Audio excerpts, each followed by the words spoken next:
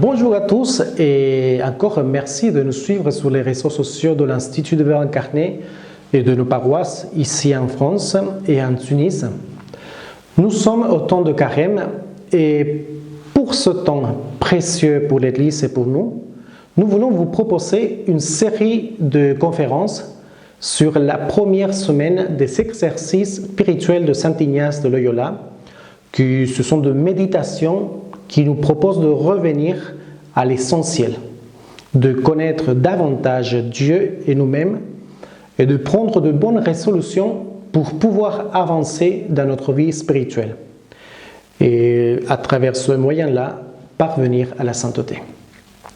Alors, en cette première méditation, Saint Ignace l'intitule « Principes et fondements », autrement dit, les fondamentaux de ma vie spirituelle.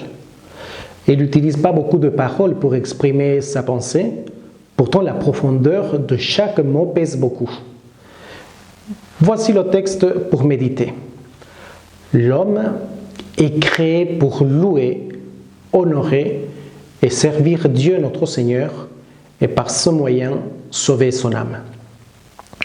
Alors, comme premier point de méditation de ce texte de Saint Ignace, nous pouvons parler de l'homme, d'après ce que la foi nous dévoile.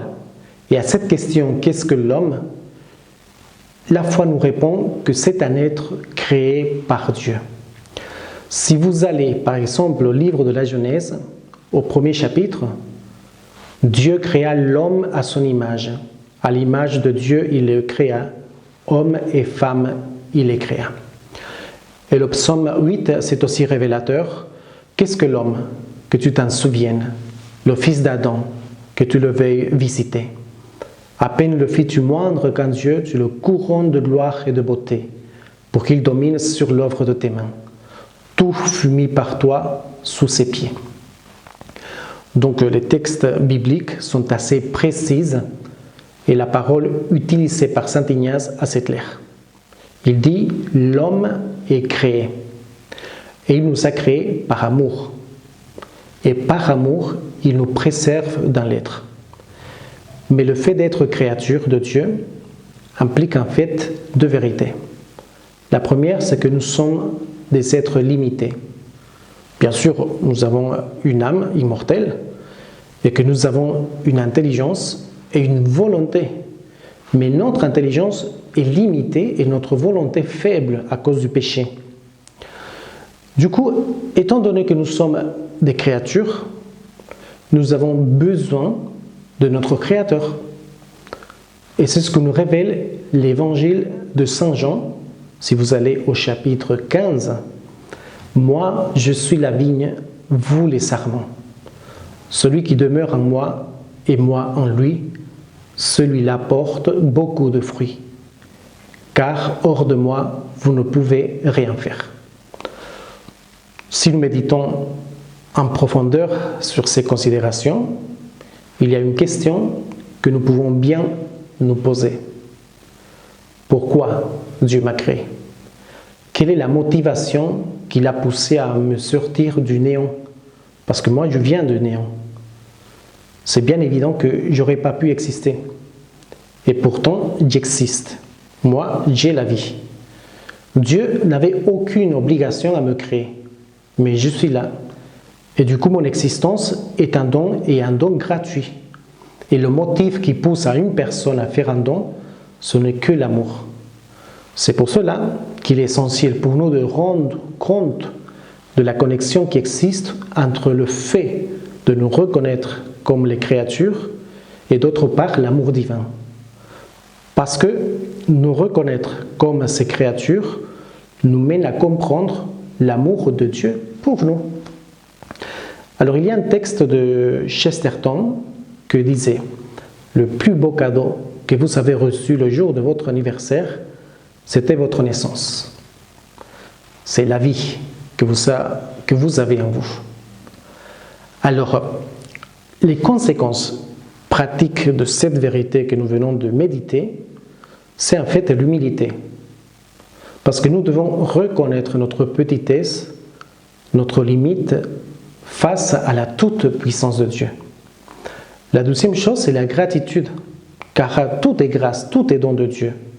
Et face à ce don de la vie, parce que moi j'ai la vie, il faut remercier. Et la manière de correspondre à l'amour, c'est toujours la gratitude, un cœur plein de reconnaissance.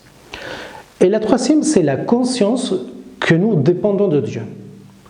C'est-à-dire qu'il faut bien comprendre que non seulement nous venons de Dieu, sinon que nous dépendons de Dieu en tout instant. Voilà. Et comme deuxième point de méditation de cette vérité dite par saint Ignace, je pense que c'est important que nous nous posons une petite question. C'est-à-dire, quel est le sens de mon existence?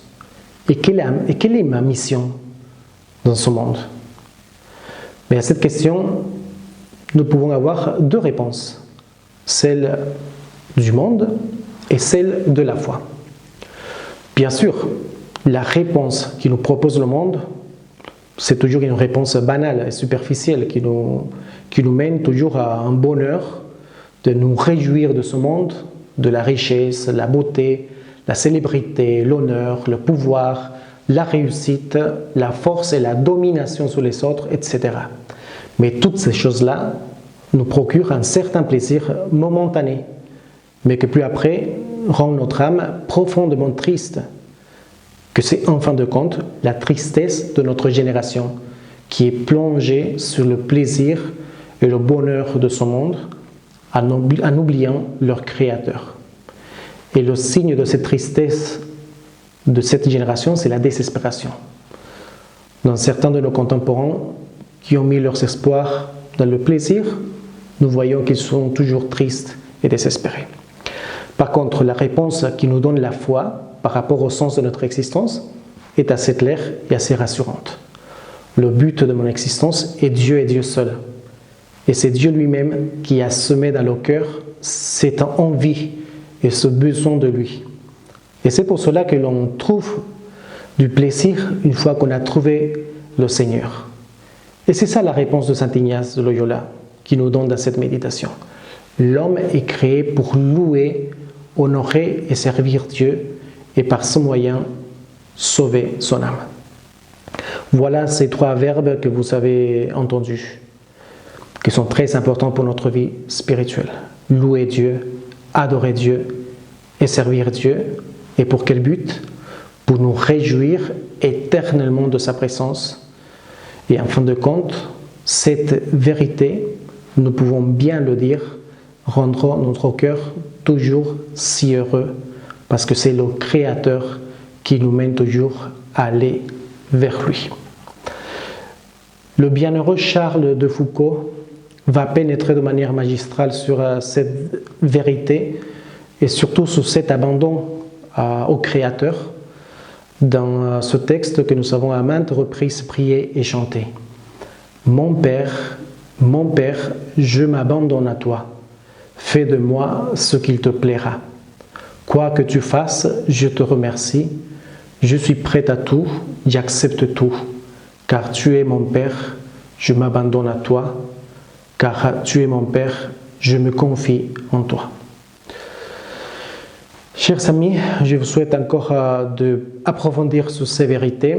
Confions-nous à la très sainte Vierge Marie. Demandons-lui qu'elle nous accorde toutes les grâces pour approfondir sur ces vérités essentielles, comme dit saint Ignace de Loyola, et qui sont les fondamentaux de notre vie spirituelle. Confions-nous à la Vierge Marie et demandons-lui surtout la grâce de comprendre que le but de notre existence, c'est Dieu et Dieu seul, et cela changera toute notre vie, parce que nous allons nous rendre compte que tout ce que nous faisons, tout ce que nous sommes sur cette terre, doit nous aider à parvenir au bonheur éternel. Je vous dis à très bientôt pour la prochaine conférence de Carême. Que Dieu vous bénisse.